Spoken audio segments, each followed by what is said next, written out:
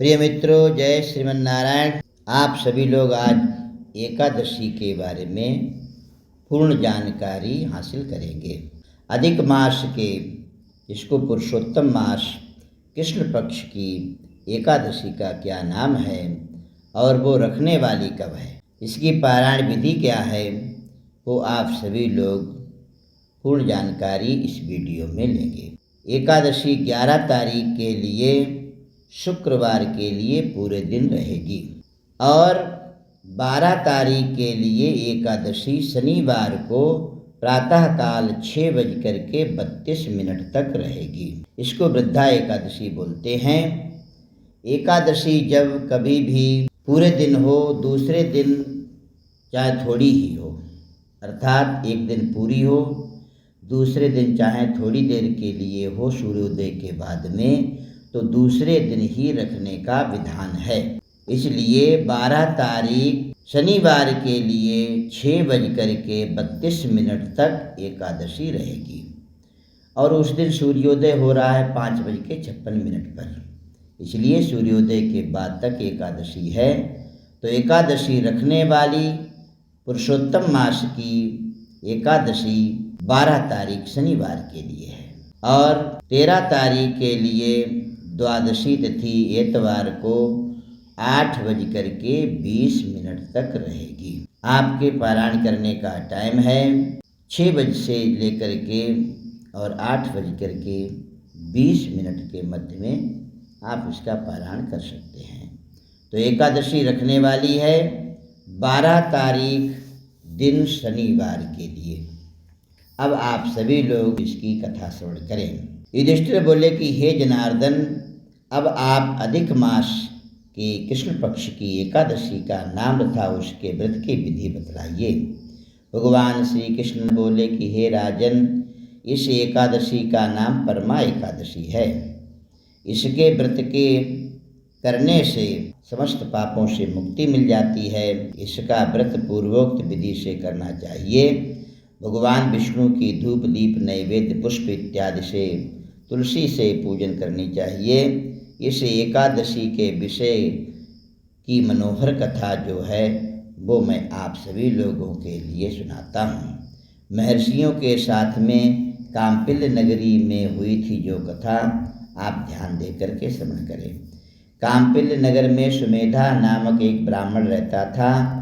उसकी स्त्री पवित्र, अत्यंत पवित्र तथा पतिव्रता थी। वो किसी पूर्व पाप के कारण अत्यंत दरिद्र थी।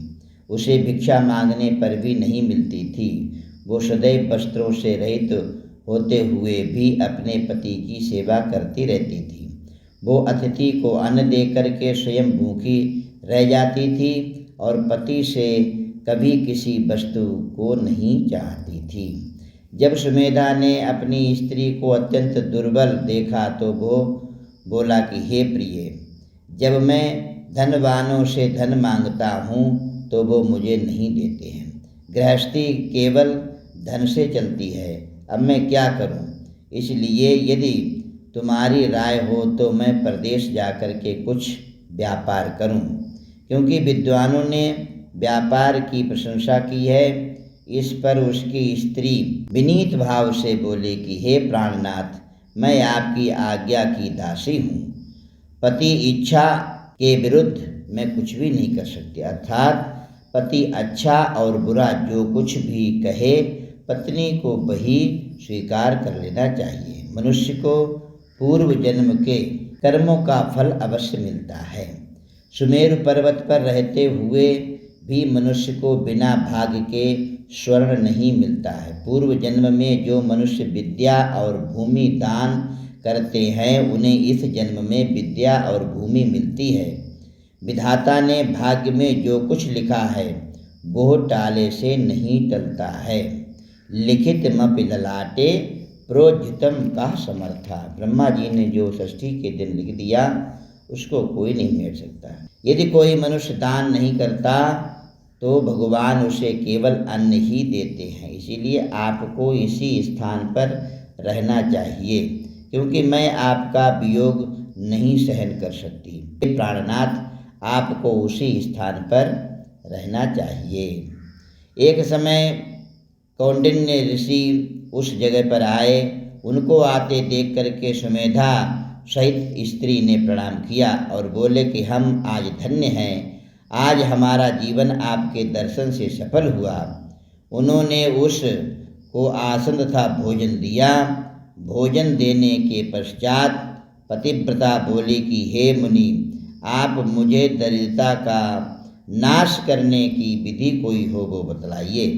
मैंने अपने पति को परदेश में धन कमाने से जाने से रोक दिया।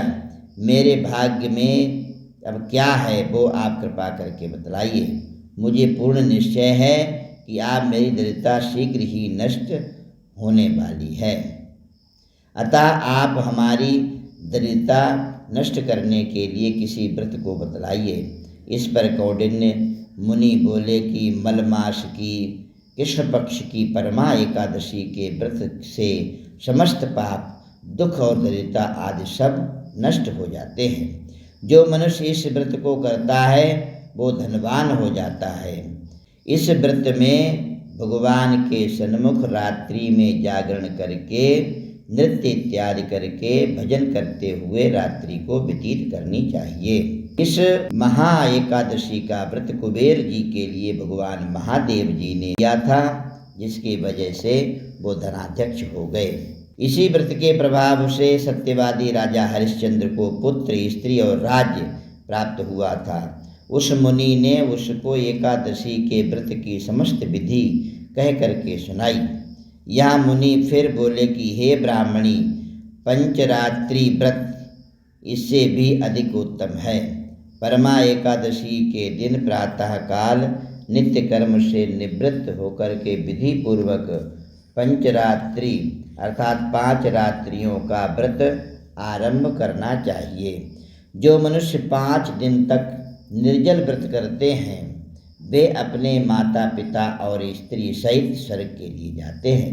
जो 5 दिन तक संध्या को भोजन करते हैं अर्थात एक टाइम केवल भोजन करते हैं वो स्वर्ग के लिए जाते हैं। जो मनुष्य स्नान करके 5 दिन तक ब्राह्मणों को भोजन कराते हैं उन्हें समस्त संसार के भोजन कराने का फल मिलता है।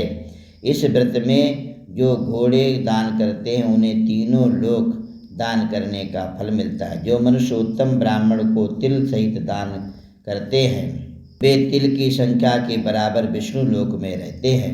जो घी का पात्र दान करते हैं वो सूर्य लोक के लिए जाते हैं। जो 5 दिन तक ब्रह्मचर्य पूर्वक रहते हैं वे देवांगनाओं के साथ में स्वर्ग जाते हैं। हे ब्राह्मणी, तुम अपने पति के साथ इसी व्रत को करो, उससे तुम्हें सिद्धि प्राप्त होगी और अंत में स्वर्ग की प्राप्ति होगी। कौंडिन्य मुनि के कहे अनुसार उन्होंने परमा एकादशी का 5 दिन तक व्रत किया। व्रत समाप्त होने पर उसने देखा कि राजकुमार उसके सामने खड़े हैं। राजकुमार ने एक उत्तम घर जो कि सब वस्तुओं से सजा हुआ है राजकुमार ने उस ब्राह्मणी के लिए प्रदान कर दिया। श्री कृष्ण भगवान कहते हैं कि जो मनुष्य परमा एकादशी का व्रत करता है उसे समस्त तीर्थों व यज्ञों आदि का फल मिलता है। जिस प्रकार संसार में 2 पैरों वालों में ब्राह्मण, 4 पैरों वालों में गाय और देवताओं में इंद्रराज श्रेष्ठ हैं, उसी प्रकार से हर एक मास में यह पुरुषोत्तम मास, अधिक मास, लौंद मास अनेकानेक राम नामों से जो विख्यात है वो अति पवित्र और पावन है।